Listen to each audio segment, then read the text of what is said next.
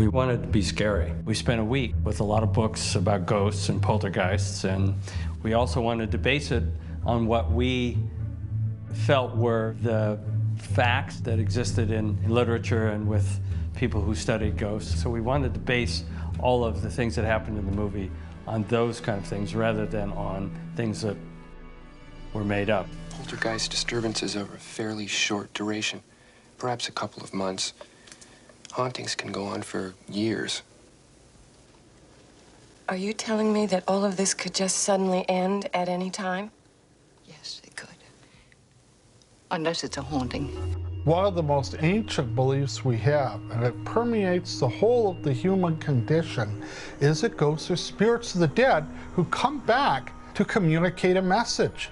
And the number of people who've reported this is phenomenal. The term ghosts suggests and implies that when our physical body dies, that something remains behind. I think a ghost is an entity, something that can appear, more visual, but you can also hear it.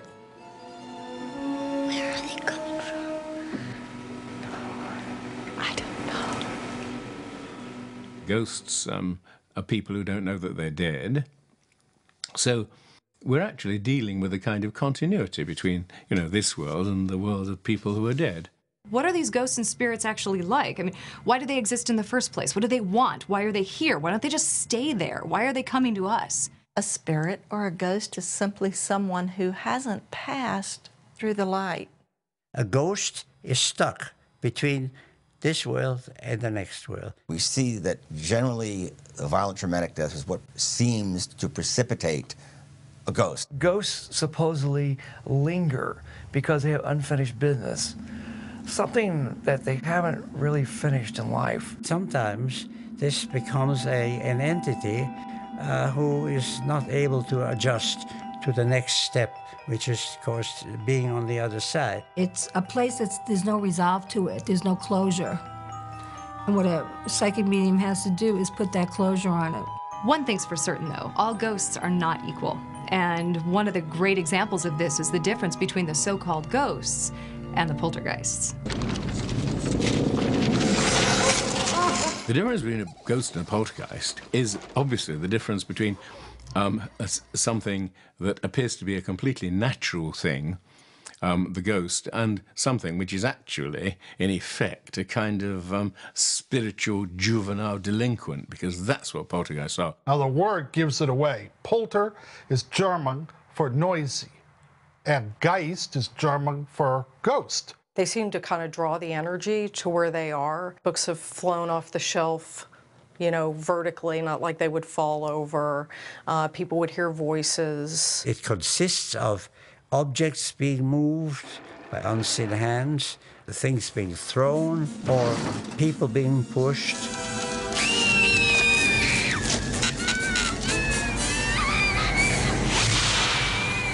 They don't understand that they've died. They don't understand that, and so they want to get attention. But in the movie Poltergeist, there were certain things that did ring true. As I recall, there was a sequence where I believe it was Jo Beth Williams, she's in a kitchen, and the chairs keep kind of being rearranged behind her. Well, that's exactly what that ghost or poltergeist like to do. They love to move objects around.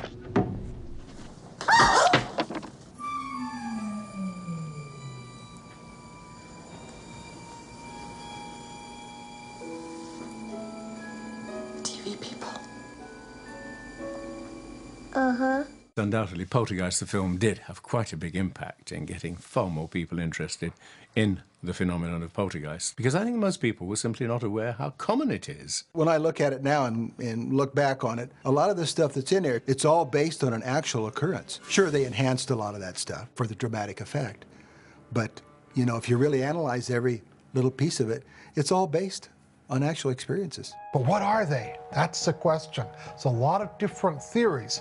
Some link them to hauntings, especially places of great tragedy. Some link them to children, especially young girls. It's normally centered around a child, normally of high intelligence, but someone who holds everything in. Yes. I don't know.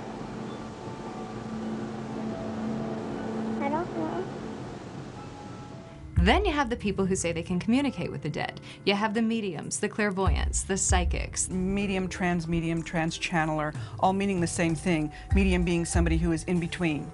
I don't know what hovers over this house, but it was strong enough to punch a hole into this world, take your dog away from you. Some call themselves shamans or spiritualists or spiritual healers. The seance masters, you have the ghost hunters, etc., etc. They're individuals who see and deal with the paranormal, with the outside, with the extremes of the mind. Basically, channeling is the idea of being able to channel energy through you or be able to channel energy from the other side. But a trance channel was an individual who would allow an energy to come into their body and speak through them. There are a lot of people that still exist right now that they do that a lot. This is fairly common. Some spirits can actually use people who can do this kind of thing. Being a clairvoyant, being psychic, having given the gift of sight, if you will, is tapping into what we all have as our sixth sense. Hello?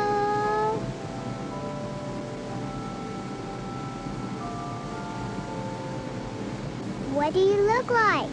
Everybody's capable of tapping into it. It's whether or not we choose to really hear, whether we're chosen to see. You can always tell if somebody's psychic by their eyes. Their eyes are different. It's like you look through them, they're not the same. That's like a window to your soul. You definitely can't be taught to be a clairvoyant or a mystic or a medium or anything like that. You have to have a talent for it.